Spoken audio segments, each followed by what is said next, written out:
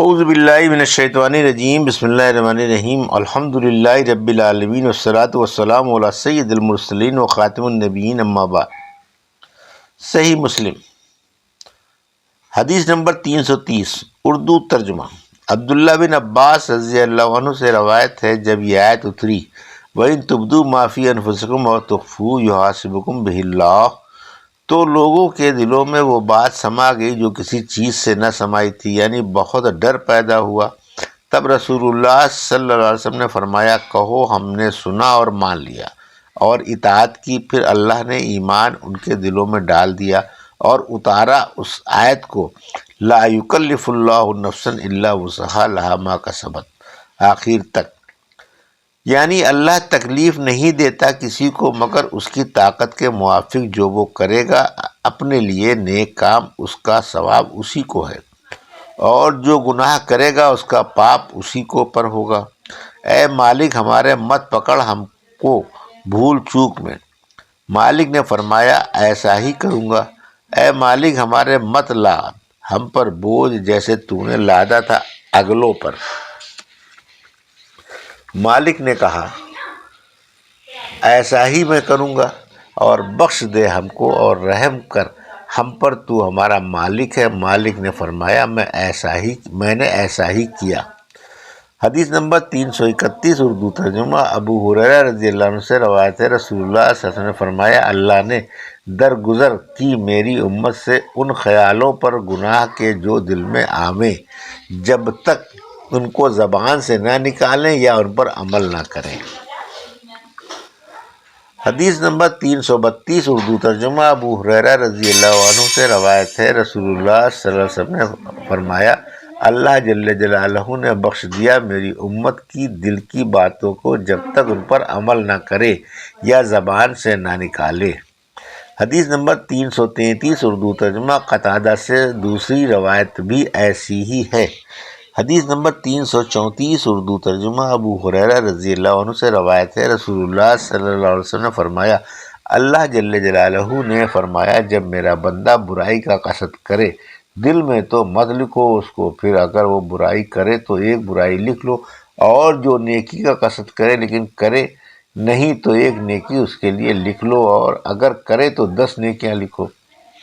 حدیث نمبر 335، اردو ترجمہ۔ ابو ہریرہ رضی اللہ عنہ سے روایت ہے، رسول اللہ صلی اللہ علیہ وسلم نے فرمایا، اللہ جل جلالہ نے فرمایا، جب میرا بندہ قصد کرتا ہے نیکی کرنے کا پھر کرتا نہیں اس کو، تو میں اس کے لیے ایک نیکی لکھتا ہوں، اور جو کرتا ہے اس نیکی کو تو ایک کے بدلے 10 نیکیوں سے 700 نیکیوں تک لکھتا ہوں، اور جب قصد کرتا ہے برائی کا لیکن کرتا نہیں اس کو، تو وہ برائی میں نہیں لکھتا، اگر کرتا ہے تو ایک برائی لکھتا ہوں۔ حدیث نمبر 336، اردو ترجمہ۔ ابو ہریرہ رضی اللہ عنہ نے حضرت محمد صلی اللہ علیہ وسلم سے کئی حدیثیں بیان کی ہیں، ان میں سے ایک یہ تھی کہ فرمایا رسول اللہ صلی اللہ علیہ وسلم نے، اللہ جل جلالہ نے فرمایا، جب میرا بندہ دل میں نیت کرتا ہے نیک کام کرنے کی تو میں اس کے لیے ایک نیکی لکھ لیتا ہوں، جب تک اس نے وہ نیکی کی نہیں، پھر اگر کیا اس کو تو میں اس کے لیے 10 نیکیاں ایک کے بدلے لکھتا ہوں، اور جب دل میں نیت کرتا ہے برائی کرنے کی تو میں اس کو بخش دیتا ہوں، جب تک کہ وہ برائی نہ کرے، جب کرے تو ایک ہی برائی لکھتا ہوں۔ اور فرمایا رسول اللہ صلی اللہ علیہ وسلم نے، فرشتے کہتے ہیں، اے پروردگار، یہ تیرا بندہ ہے، برائی کرنا چاہتا ہے، حالانکہ پروردگار ان سے زیادہ دیکھ رہا ہے اپنے بندے کو۔ اللہ تعالیٰ فرماتا ہے، دیکھتے رہو اس کو، اگر وہ برائی کرے تو ایک برائی ویسی ہی لکھ لو، اور اگر نہ کرے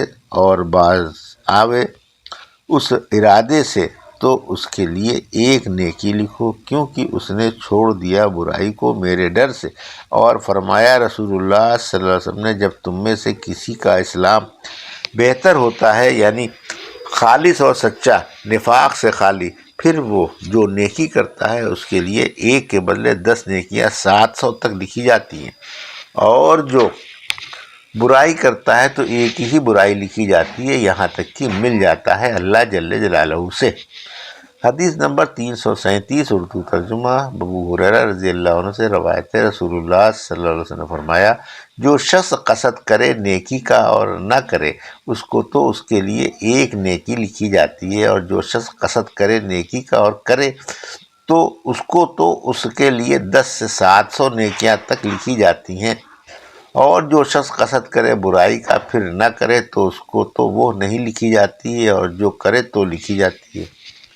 حدیث نمبر 338 اردو ترجمہ عبداللہ بن عباس رضی اللہ عنہ سے روایت ہے، رسول اللہ صلی اللہ علیہ وسلم نے فرمایا ہے، اپنے پروردگار سے فرمایا، تحقیق اللہ نے لکھ لیا کہ نیکیوں اور برائیوں کو پھر بیان کیا، اس کو جو کوئی قصد کرے نیکی کا پھر کرے نہیں اس کو تو اللہ اس کے لیے پوری ایک نیکی لکھے گا، اگر قصد کرے نیکی کا اور کرے اس کو تو اس کے لیے 10 نیکیوں سے 700 تک اور زیادہ لکھی جاویں گی، اور قصد کرے برائی کا پھر اس کو نہ کرے تو اللہ اس کے لیے ایک پوری نیکی لکھے گا، اور جو کرے تو اللہ اس کے لیے ایک ہی برائی لکھے گا۔ حدیث نمبر 339 اردو ترجمہ دوسری روایت بھی ایسی ہی ہے جیسے اوپر گزری، اتنا زیادہ ہے کہ اگر اس برائی کو کرے تو ایک برائی لکھی جاوے گی، یا اس کو بھی اللہ تعالیٰ مٹا دے گا، اور کوئی تباہ نہ ہوگا خدا کے پاس مگر جس کی قسمت میں تباہی ہے۔ باب وسوسے کا بیان، اور جب وسوسہ آوے تو کیا کہیں۔ حدیث نمبر 340 اردو ترجمہ ابو ہریرہ رضی اللہ عنہ سے روایت ہے، کچھ لوگ صحابہ میں سے رسول اللہ صلی اللہ علیہ وسلم کے پاس آئے اور آپ سے پوچھا کہ ہمارے دلوں میں وہ خیال گزرتے ہیں جن کا بیان کرنا ہم میں سے ہر ایک کو بڑا گناہ معلوم ہوتا ہے، یعنی اس خیال کو کہہ نہیں سکتے کیونکہ معاذ اللہ وہ خیال کفر یا فسق کا خیال ہے جس کا منہ سے نکالنا مشکل معلوم ہوتا ہے۔ آپ نے فرمایا، کیا تم کو ایسے وسوسے ہوتے ہیں؟ لوگوں نے کہا ہاں۔ آپ نے فرمایا، یہ تو عین ایمان ہے۔ حدیث نمبر 341 مذکورہ بالا حدیث اس سند سے بھی آئی ہے۔ حدیث نمبر 342 اردو ترجمہ عبداللہ بن مسعود رضی اللہ عنہ سے روایت ہے، رسول اللہ صلی اللہ علیہ وسلم سے پوچھا گیا وسوسے کو، آپ نے فرمایا، یہ تو نرا ایمان ہے۔ حدیث نمبر 343 اردو ترجمہ ابو ہریرہ رضی اللہ عنہ سے روایت ہے، رسول اللہ صلی اللہ علیہ وسلم نے فرمایا، ہمیشہ لوگ پوچھتے رہیں گے یہاں تک کہ کہے کوئی، اللہ نے تو سب کو پیدا کیا ہے، پھر اللہ کو کس نے پیدا کیا؟ پھر جو کوئی اس قسم کا شبہ دل میں پاوے تو کہے ایمان لایا میں اللہ پر۔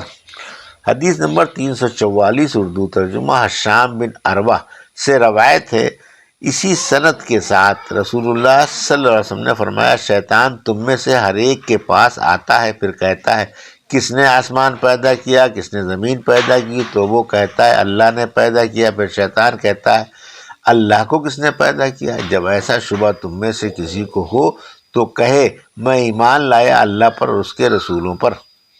حدیث نمبر 344 اردو ترجمہ ابو ہریرہ رضی اللہ عنہ سے روایت ہے، رسول اللہ صلی اللہ علیہ وسلم نے فرمایا، شیطان تم میں سے ایک کے پاس آتا ہے، پھر کہتا ہے کس نے یہ پیدا کیا، یہاں تک کہ یوں کہتا ہے کہ اچھا تیرے خدا کو کس نے پیدا کیا؟ جب تم میں سے کسی کو ایسا شبہ ہو تو پناہ مانگے اللہ کی شیطان سے اور باز رہے ایسے خیال سے۔ حدیث نمبر 346 اردو ترجمہ ابو ہریرہ رضی اللہ عنہ سے روایت ہے، رسول اللہ صلی اللہ علیہ وسلم نے فرمایا، شیطان بندے کے پاس آتا ہے اور کہتا ہے یہ کس نے پیدا کیا، یہ کس نے پیدا کیا؟ پھر بیان کیا حدیث کو اسی طرح جس طرح اوپر گزری۔ حدیث نمبر 347 اردو ترجمہ ابو ہریرہ رضی اللہ عنہ سے روایت ہے، رسول اللہ صلی اللہ علیہ وسلم نے فرمایا، لوگ تم سے علم کی باتیں پوچھتے رہیں گے یہاں تک کہ یہ کہیں گے کہ اللہ نے تو ہم کو پیدا کیا، پھر اللہ کو کس نے پیدا کیا؟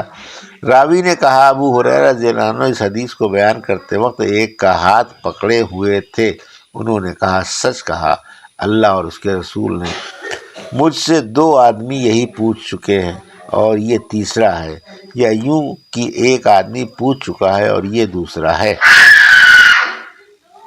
حدیث نمبر 348 اردو ترجمہ محمد صلی اللہ علیہ وسلم سے یہ حدیث موقوفاً ابو ہریرہ رضی اللہ عنہ پر مروی ہے، اس میں رسول اللہ صلی اللہ علیہ وسلم کا ذکر اسناد میں نہیں ہے، لیکن اس حدیث میں یہ ہے کہ سچ کہا اللہ اور اس کے رسول صلی اللہ علیہ وسلم نے۔